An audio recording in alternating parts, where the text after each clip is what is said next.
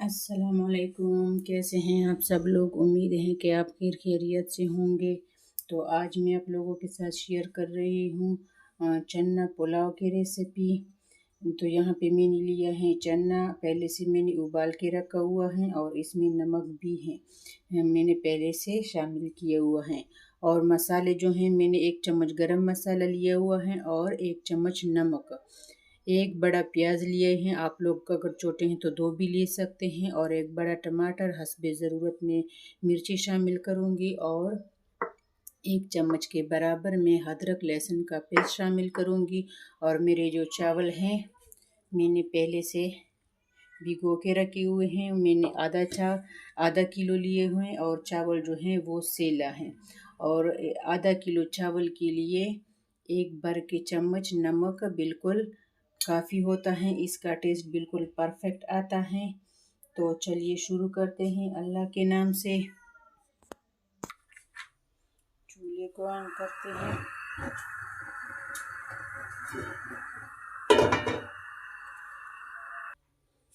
तो हस्बे ज़रूरत मैंने तेल लिया है और अब मैं इसमें शामिल करूँगी प्याज को।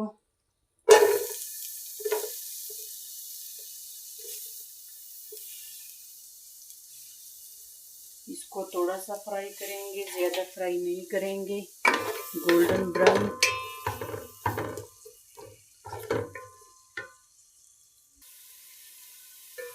प्याज हमारा तकरीबन गोल्डन हो चुका है, देखिए।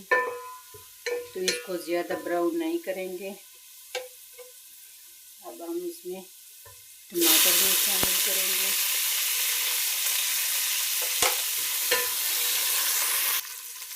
और अब मैं अदरक लहसुन का पेस्ट शामिल करूँगी। इसको भी इसके साथ भूनेंगे ताकि वो भी अच्छी तरह मिक्स हो जाए। इंशाल्लाह आज की रेसिपी आप लोगों को बहुत पसंद आएगी।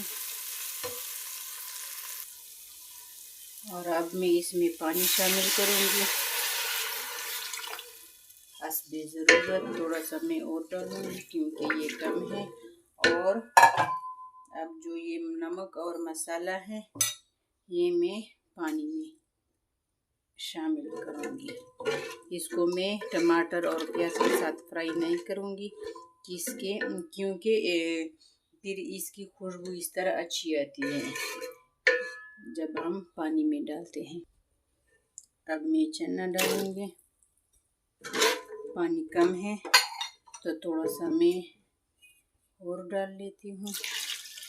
आप लोगों ने चावल के हिसाब से डालना है क्योंकि किसी का चूल्हा गैस ज़्यादा तेज़ होता है, किसी का कम होता है, और किसी के सीला चावल होते हैं और कोई बासमती इस्तेमाल करता है। तो आप लोगों ने अपने हिसाब से पानी डालना है।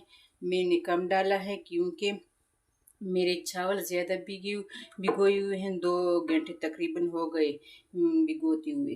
तो इसलिए ये वो नरम है तो मैंने पानी कम डाला है।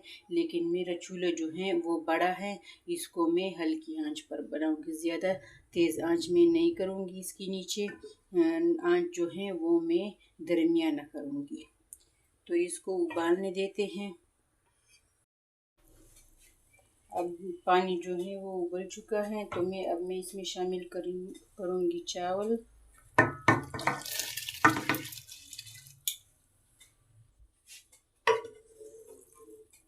और एक उबाल देंगे, इसके बाद हम हल्की आंच पर और फिर हम इसमें दम पर लगाएंगे इसको। इंशाल्लाह आज की रेसिपी आप लोगों को बहुत पसंद आएगी।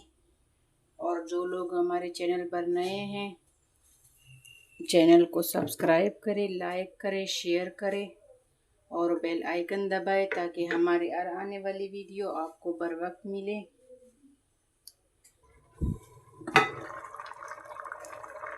चावल उबल चुके हैं तो अब मैं इसको 10 से 15 मिनट के लिए मतलब दरमियानी आंच पर रखूँगी, ज़्यादा आंच तेज़ नहीं करूँगी इसके नीचे।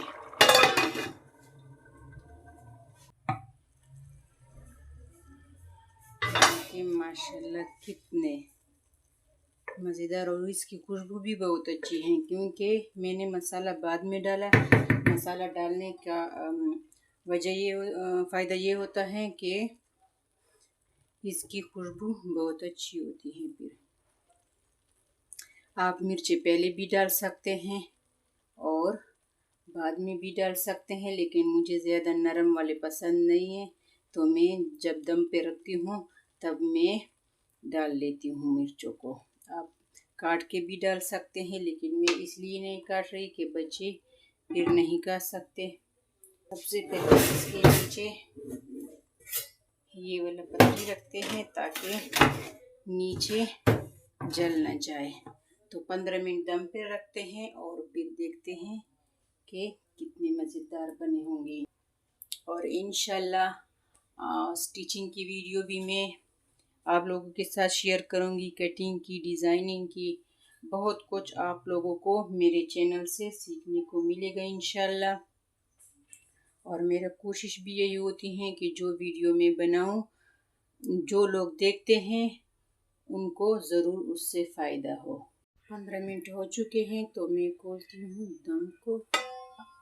देखिए माशाल्लाह कितने मज़ेदार बने हैं। देखिए बिल्कुल दाना दाना अलग। अगर इसी तरीके से आप लोग बनाएंगे तो आप लोगों की भी इसी तरह बिल्कुल अलग अलग और नरम बनेंगे, और इसका जो टेस्ट है वो भी बिल्कुल परफेक्ट है। देखिए माशाल्लाह कितना मज़ेदार बने हैं। दाना दाना बिल्कुल अलग किले किले बने हैं और टेस्ट भी इसका बहुत अच्छा है। देखिए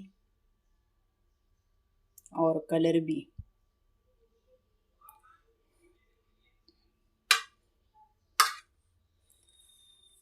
उम्मीद है कि आज की वीडियो आप लोगों को अच्छी लगी होगी। कमेंट में ज़रूर बताएं। वीडियो को ज़्यादा से ज़्यादा शेयर करें ताकि ज़्यादा से ज़्यादा लोग फ़ायदा उठा सके। और कमेंट में ज़रूर बताएं कि मेरी वीडियो कैसी होती हैं, आप लोगों को पसंद है कि नहीं, कौन सी चीज़ आप लोगों को ज़्यादा पसंद है, तो कमेंट में ज़रूर बताया करें। इंशाल्लाह मिलते हैं अगली वीडियो में। अल्लाह हाफिज़।